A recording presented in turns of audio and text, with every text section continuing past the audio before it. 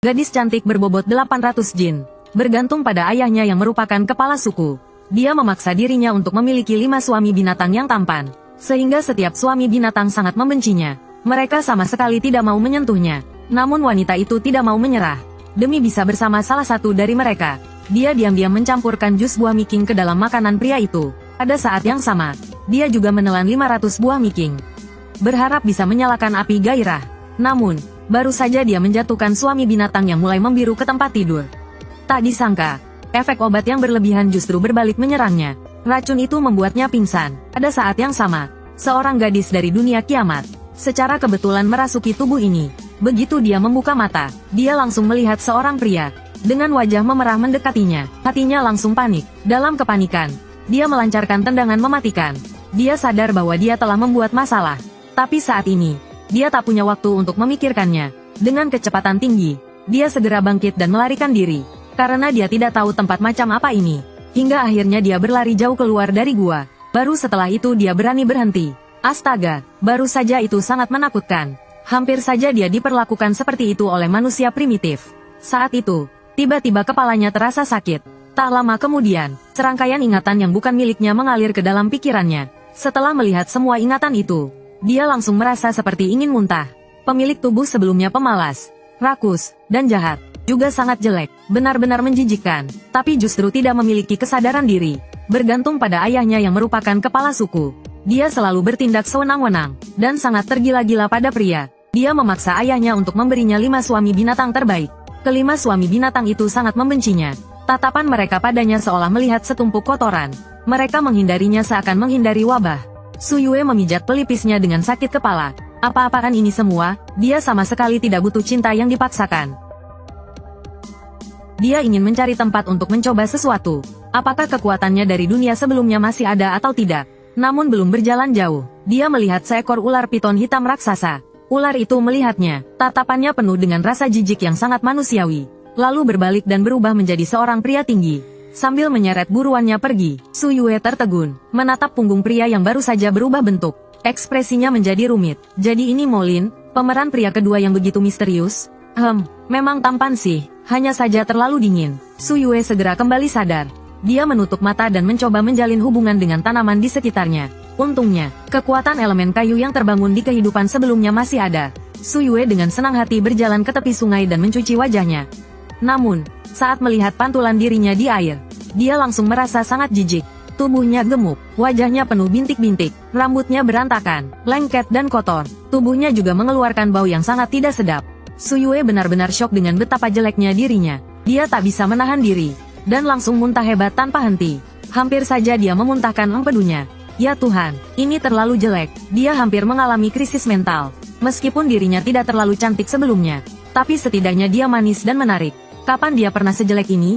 Dengan tampang seperti ini, jangan bilang pria, bahkan dirinya sendiri pun jijik. Tidak bisa begini, harus segera membersihkan diri. Dia menahan rasa jijik dan mulai mencuci rambutnya. Namun, tidak peduli seberapa banyak dia mencuci, air di kakinya berubah menjadi hitam.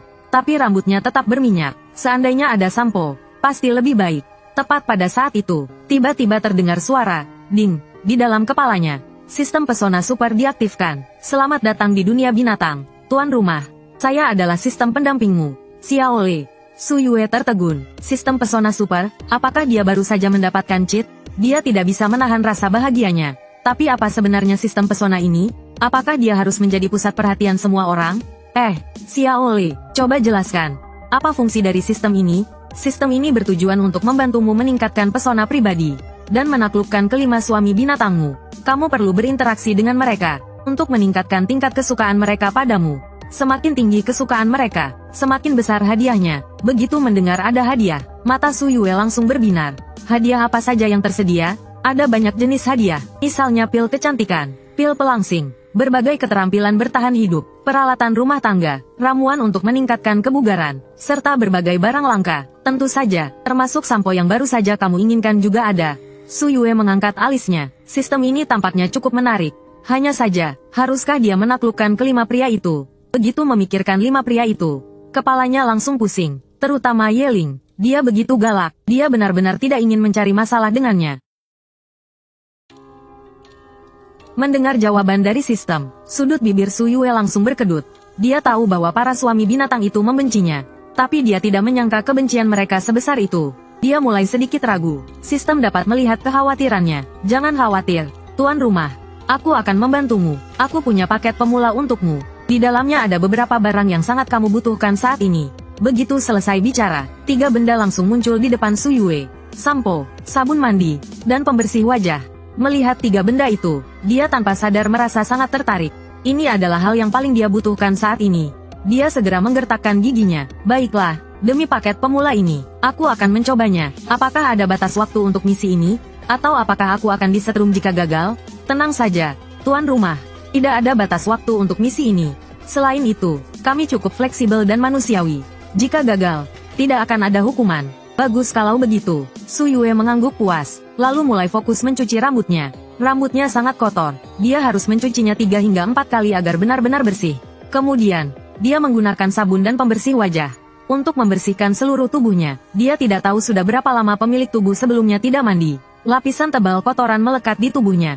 Kering dan keras. Dia harus menggosoknya dengan batu selama berjam-jam agar bersih. Lapisan demi lapisan kotoran luruh dari tubuhnya jatuh ke dalam air sungai. Air di sekitarnya sudah tak bisa lagi disebut keruh. Warnanya hitam pekat, seperti tinta yang ditumpahkan. Setelah selesai membersihkan diri, dia merasa tubuhnya hidup kembali. Bahkan suasana hatinya ikut membaik. Saat dia hendak naik ke daratan, tiba-tiba terdengar suara ledakan keras dari belakangnya. Su Yue terkejut setengah mati. Dia pikir terjadi gempa bumi. Secara naluriah, dia menoleh ke belakang. Dia melihat seekor banteng liar yang telah disembelih mengapung di sungai. Molin berdiri di tepi sungai dengan ekspresi terkejut. Sepertinya dia juga tidak menyangka Su Yue ada di sini. Su Yue pun tidak menyangka akan bertemu Molin di tempat ini. Secara refleks, dia langsung berjongkok, menyembunyikan tubuhnya di dalam air. Hanya kepalanya yang terlihat di atas permukaan. Wajahnya langsung memerah. Dia takut akan disalahpahami sebagai menggoda pria itu. Pemilik tubuh sebelumnya telah melakukan segala cara demi bisa tidur dengan beberapa suami binatangnya. Molin pun berpikir hal yang sama. Tatapan matanya dipenuhi dengan rasa jijik. Wanita ini semakin tidak tahu malu. Demi menarik perhatiannya, dia bahkan menggunakan trik murahan dan menjijikkan seperti ini. Sungguh membuatnya muak. Segera pergi dari sini. Suara dinginnya terdengar tajam. Suaranya sedingin musim dingin yang menusuk. Su Yue merasa sangat kesal. Jelas-jelas dia yang dirugikan di sini. Oke, kenapa malah terlihat seperti pria itu yang dirugikan? Meskipun pria ini adalah target yang harus dia taklukkan, dia tetap tidak mau memanjakan sikap buruk Molin. Memangnya sungai ini milikmu? Kau bisa datang. Kenapa aku tidak bisa? Aku sudah ada di sini duluan untuk mandi. Lalu tiba-tiba kau muncul. Kau yang melihat tubuhku. Tidak ada satu kata maaf pun. Malah menyuruhku pergi. Jadi ini yang kau sebut aturan dan sopan santun? Kata-katanya begitu tajam, membuat Molin tak bisa membantah. Meski dia merasa aneh karena wanita ini tiba-tiba mandi, tapi dia tidak terlalu peduli. Dia hanya merasa heran dengan reaksinya, seolah tak menyangka dia akan berkata seperti itu. Sebelumnya, setiap kali wanita ini melihatnya, dia selalu menunjukkan wajah penuh kekaguman dan menjilat. Tapi hari ini, dia terlihat sangat berbeda. Aku tidak tahu kau ada di sini. Setelah mengatakan itu, dia langsung berbalik pergi. Su Yue melihat punggungnya yang semakin menjauh. Baru kemudian dia menghela napas lega. Saat dia merapikan barang-barangnya dan bersiap untuk pergi, perutnya tiba-tiba berbunyi keras. Su Yue langsung menggerakkan pikirannya. Sebuah sulur kecil muncul di telapak tangannya. Tatapannya jatuh pada ikan dan udang yang berenang di sungai. Sulur di telapak tangannya langsung meluncur keluar. Dengan cepat melilit seekor ikan besar di dalam air.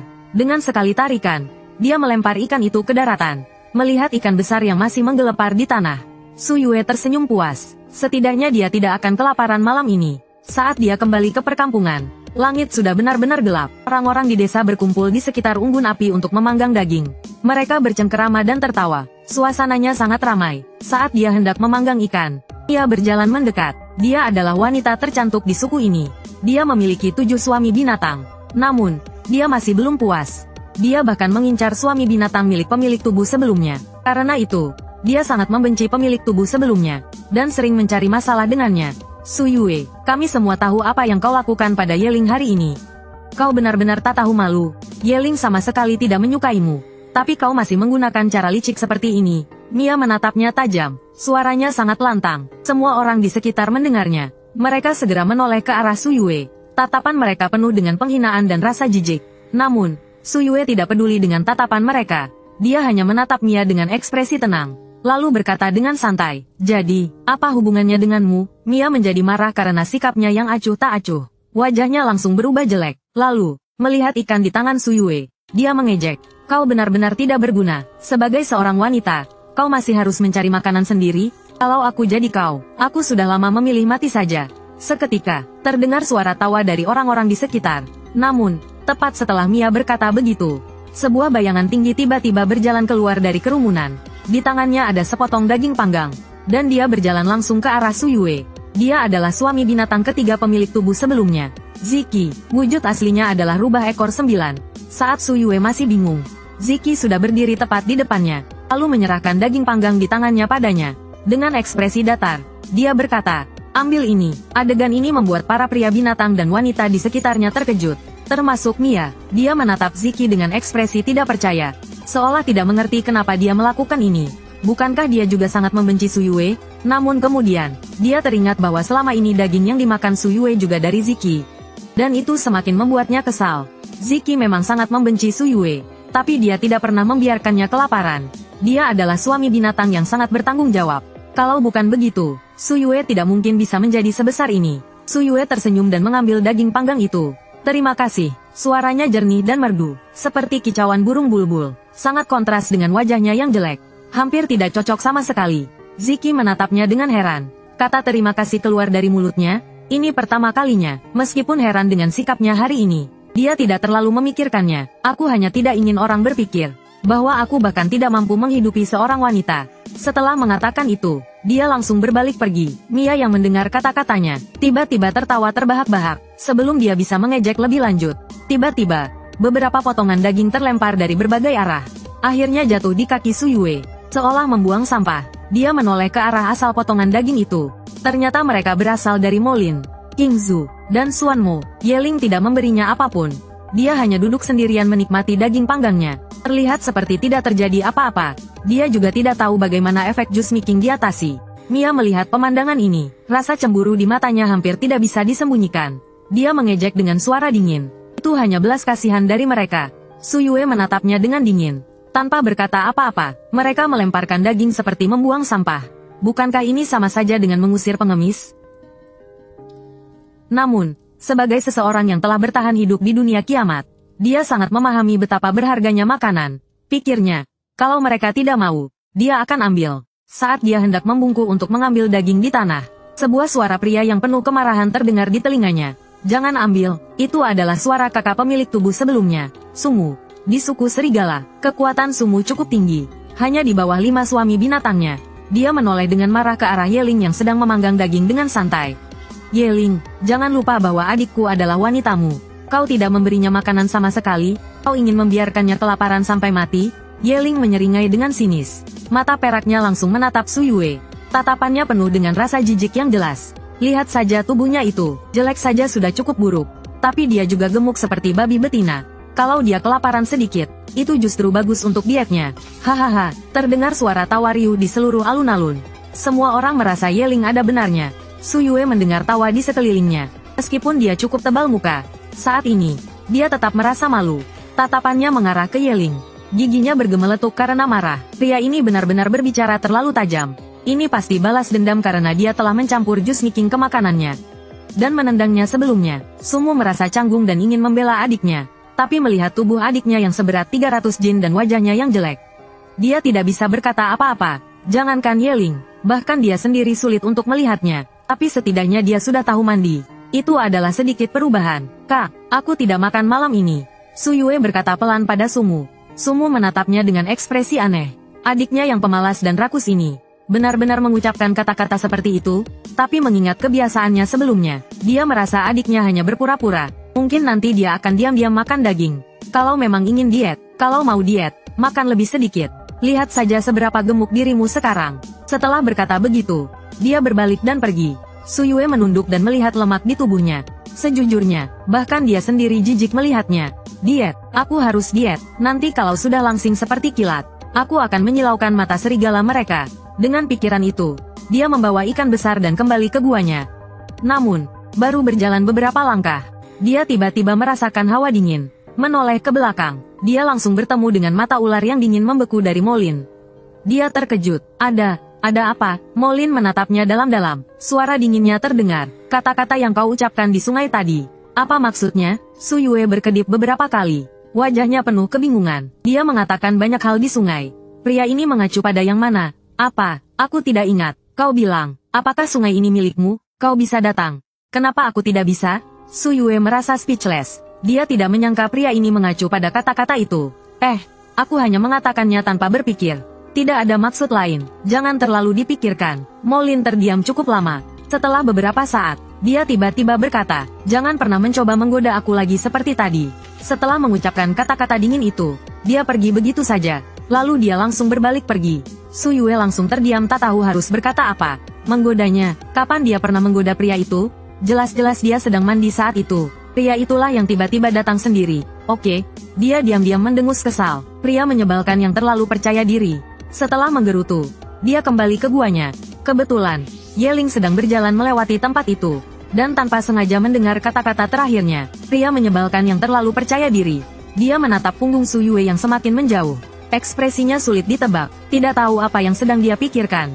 Su Yue segera kembali ke guanya. Saat melihat sekelilingnya, tulang bekas gigitan, daging busuk, sisa makanan yang membusuk, serta tumpukan kulit binatang berjamur. Semuanya berserakan di satu tempat. Apa tempat ini masih layak dihuni? Ini lebih mirip tempat pembuangan sampah. Dia sudah tidak punya kata-kata untuk mengomentari kehidupan pemilik tubuh sebelumnya. Benar-benar keterlaluan. Kemudian, dia pun mulai merapikan guanya dengan pasrah. Semua yang harus dibuang, dia buang.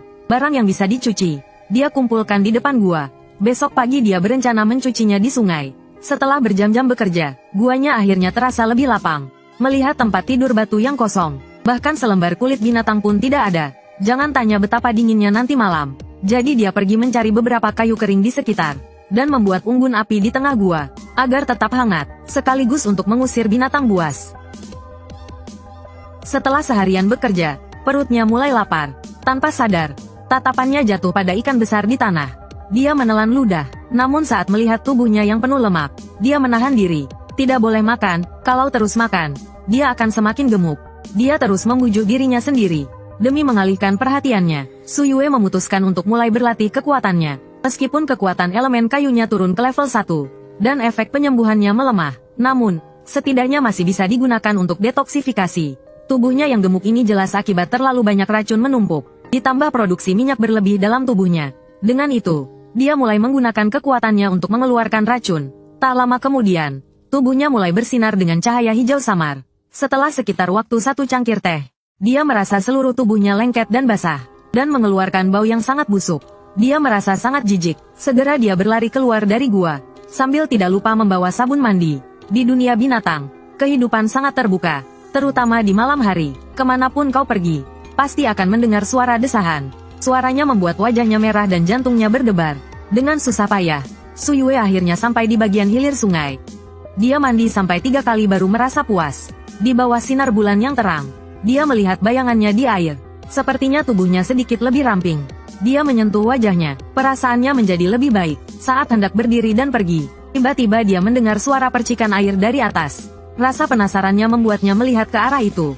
Sekali melihat, dia langsung tertegun. Di bawah sinar bulan, seorang pria sedang mandi di sungai. Bertelanjang dada, kulit perunggunya berkilau di bawah sinar bulan. Tubuhnya bisa dibilang sempurna. Su Yue menelan ludah. Bahu lebar ini, pinggang ramping ini, dan kaki panjang ini. Secara refleks, tatapannya turun ke bagian bawah tubuh pria itu. Sayangnya, tertutup oleh air. Tatapannya naik kembali, dan jatuh pada wajah pria itu. Bukankah ini suami binatang kelimanya? Xuan Mo. Seingatnya, bentuk aslinya adalah serigala ke-8 meter, dan dia satu-satunya di suku ini. Bisa dibilang spesies langka. Pria itu tampaknya menyadari sesuatu. Tiba-tiba dia menoleh tajam ke arahnya. Tatapan tajamnya seperti pedang yang baru saja ditarik dari sarungnya. Su Yue terkejut dalam hati. Dengan cepat dia mengalihkan pandangannya, dan segera berbalik untuk lari. Namun di detik berikutnya, tubuhnya tiba-tiba membeku di tempat, karena pria itu menyebut namanya. Suara dinginnya penuh dengan amarah yang tertahan. Su Yue, kau benar-benar berani. Berani-beraninya mengintip aku mandi? Begitu kata-kata itu selesai, pria itu sudah berdiri tegak dari dalam sungai, dan berjalan cepat ke arahnya, tanpa berpikir panjang. Su Yue langsung kabur. Bercanda, kalau tidak lari sekarang, kapan lagi? Pria ini benar-benar bisa menghajarnya. Dalam hatinya, dia sudah memaki Xuan Mo ribuan kali. Merasa pria ini terlalu berlebihan. Dia sendiri yang mandi di sungai. Tapi malah menyalahkannya karena mengintip. Bukannya mengintip. Dia jelas-jelas melihat dengan terbuka. Oke. Suan Mo menatap wanita yang kabur itu. Ekspresinya semakin gelap. Terakhir kali Su Yue mengintipnya mandi. Dia menghajarnya habis-habisan. Tak disangka dia datang lagi. Benar-benar tidak kapok dihajar. Su Yue berlari secepat mungkin kembali ke guanya. Melihat Suan Mo tidak mengejarnya. Dia diam-diam menghela napas lega. Dia duduk di dekat api unggun. Sambil mengingat tubuh atletis Suan Mo tadi. Dia tak bisa menahan diri menelan ludah. Harus diakui, sejak datang ke dunia binatang ini, itu adalah tubuh pria terbaik yang pernah dia lihat. Sayangnya, dia sangat membencinya. Menaklukkannya akan sangat sulit. Su Yue menghela napas. Merasa lebih baik tidur saja. Urusan menaklukkannya bisa dipikir nanti. Saat dia hendak naik ke tempat tidurnya, suara sistem Xiaole tiba-tiba terdengar di kepalanya. Host, tingkat kesukaan target strategi telah berubah. Yeling, tingkat kesukaan Suan Mo naik 10 poin. Masing-masing sekarang minus 90 dan minus 80. Mendengar suara Xiaole, Su Yue merasa penasaran. Jangan-jangan si bajingan Yeling ini punya kecenderungan masokis. Kemarin aku memberinya obat, lalu menendang permata berharganya, tapi tingkat kesukaannya malah naik. Lalu Suan Mo, tak disangka, mengintipnya mandi, malah membuat tingkat kesukaannya meningkat. Dia menggelengkan kepalanya, hanya bisa bilang satu hal. Pria memang sulit dimengerti. Su Yue tidak memikirkannya lebih jauh, dan langsung tidur di dekat unggun api. Sementara itu, Suan Mo sedang dalam perjalanan kembali ke guanya.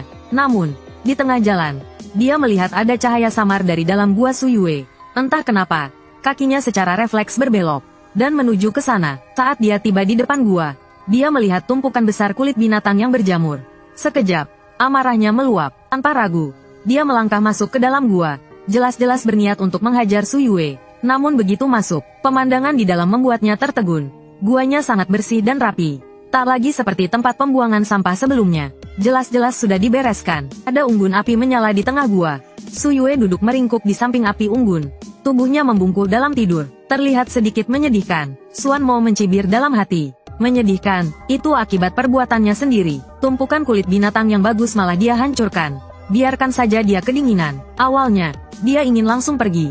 Namun, tatapannya jatuh pada wajah jelek Su Yue, dan langkahnya pun terhenti. Entah kenapa, dia merasa wajah itu tidak sejelek sebelumnya. Bahkan tampaknya sedikit lebih ramping. Suan Mo terkejut dengan pikirannya sendiri. Merasa bahwa dia pasti sudah gila. Bagaimana mungkin dia berpikir bahwa si jelek ini tidak jelek? Su Yue, yang masih setengah sadar, merasakan kehadiran seseorang.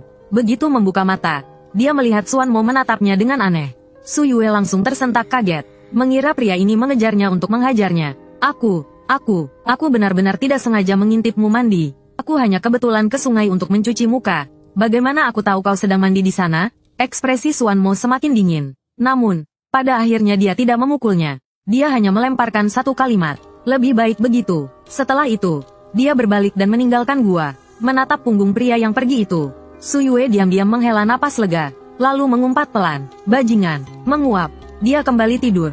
Namun, malam ini dia tidak tidur dengan nyenyak. Di suku ini, semua orang sangat terbuka. Suara aktivitas malam terdengar di mana-mana, membuat wajahnya memerah. Dia terus membolak-balik tubuh. Tidak bisa tidur. Keesokan paginya, baru saja bangun. Suara sistem Xiaole kembali terdengar di kepalanya. Selamat kepada host. Berhasil menurunkan berat badan. Turun 10 kg. Nilai pesona bertambah 10 poin. Tingkat kesukaan Suan Mo bertambah 20 poin. Mata Su Yue berbinar gembira. Hanya lapar semalaman. Tak disangka hanya dalam semalam. Berat badannya turun belasan kilo. Dan tingkat kesukaan Suan Mo langsung naik 20 poin. Sudut bibirnya sedikit terangkat. Perasaannya sangat baik. Sepertinya pria memang lebih suka wanita yang bersih dan segar. Memikirkan hal itu, dia mengangkat tumpukan kulit binatang di depan gua dan pergi ke sungai untuk mencucinya. Baru saja sampai di tepi sungai, para wanita lain di suku mulai menatapnya dengan tatapan aneh. Itu bukan Su Yue, dia bangun sepagi ini. Lihat, dia membawa begitu banyak kulit binatang. Apa dia benar-benar mau mencucinya? Dia kan pemalas sejati. Mungkinkah dia benar-benar akan mencuci kulit binatangnya sendiri? Atau cuma pura-pura rajin? Meski suara mereka kecil, namun setiap kata terdengar jelas di telinga Su Yue. Dia diam-diam memutar bola matanya, dan mengabaikan mereka sepenuhnya. Akhirnya, dia menemukan tempat yang sepi, dan mulai mencuci kulit binatang. Para wanita di tepi sungai melihat Su Yue benar-benar mencuci sesuatu. Tatapan mereka dipenuhi keheranan. Astaga, Su Yue benar-benar sedang mencuci kulit binatang. Aku tidak sedang bermimpi, kan? Kalian tidak merasa dia berubah? Sepertinya dia tidak sejelek dulu. Memang ada yang berbeda, tidak terlalu menjijikkan seperti sebelumnya. Tapi secara keseluruhan, tetap saja jelek. Su Yue sama sekali tidak peduli dengan komentar mereka. Dia hanya fokus menggosok kulit binatang. Untungnya, tubuh ini memiliki banyak tenaga. Dalam waktu kurang dari 2,5 jam, dia sudah selesai. Saat kembali ke perkampungan dengan membawa kulit binatang, dia melihat banyak pria binatang berkumpul di alun-alun, termasuk kelima suami binatangnya, bahkan ayahnya, kepala suku, juga ada di sana. Berdiri di depan, tampaknya sedang memberikan perintah. Jelas, mereka akan pergi berburu. Su Yue berpikir sejenak, kemudian berjalan mendekat sambil membawa kulit binatang. Begitu Sulai melihatnya, wajahnya langsung berkerut. Apa yang kau lakukan di sini? Segera pergi dan kembali ke gua.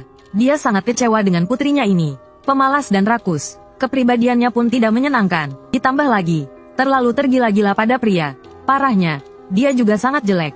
Benar-benar mempermalukannya, melihat tatapan penuh kebencian dari Sulai. Su Yue hanya bisa terdiam. Seberapa bencinya dia pada putrinya sendiri? Abah, aku ingin ikut berburu. Sulai mengira dirinya salah dengar. Dia menatapnya dengan heran. Apa yang kau bilang? Aku bilang, aku ingin ikut berburu. Begitu dia selesai bicara, suasana langsung sunyi. Lalu, tiba-tiba terdengar gelombang tawa mengejek dari alun-alun. Hahaha, kalian dengar itu? Su Yue bilang dia mau ikut berburu. Benar-benar lucu. Dia, si pemalas dan rakus ini, juga ingin ikut berburu. Jangan-jangan, seorang pria binatang ingin mengatakan bahwa Su Yue pasti gila. Namun, saat kata-kata itu hampir keluar dari mulutnya, dia melirik kepala suku di depan, lalu buru-buru menelan kembali kata-katanya. Bahkan kelima suami binatangnya pun menatapnya dengan dahi berkerut. Mereka mengira dia hanya mencari alasan untuk mendekati mereka. Su Yue tidak memedulikan ejekan mereka. Dia hanya menatap Sulai dengan tenang. Abah, jangan khawatir, aku tidak akan menjadi beban bagi kalian. Aku telah membangkitkan kekuatan elemen kayu. Aku bisa melindungi diriku sendiri. Begitu dia selesai berbicara, dia mengulurkan tangan kanannya, mengaktifkan kekuatan dalam tubuhnya. Tak lama kemudian, sebatang sulur kecil muncul di telapak tangannya. Muncul di hadapan semua pria binatang yang hadir. Suasana tawa di alun-alun langsung terhenti. Semua pria binatang menatap dengan mata terbelalak. Seorang wanita bisa membangkitkan kekuatan elemen? Ini benar-benar belum pernah terjadi sebelumnya. Sama sekali belum pernah terlihat. Karena di dunia ini, hanya pria berbakat luar biasa yang bisa membangkitkan kekuatan elemen. Sulai juga terkejut melihat sulur kecil di telapak tangan putrinya. Untuk beberapa saat, dia tidak bisa berkata-kata. Seumur hidupnya, dia belum pernah melihat seorang wanita bisa membangkitkan kekuatan elemen. Su Yue melihat tatapan terkejut semua orang. Dalam hatinya, dia merasa sangat puas. Namun, dia tetap mempertahankan ekspresi tenang. Seakan ini bukanlah hal besar. Tatapan pria tertentu tiba-tiba berubah. Perempuan ini,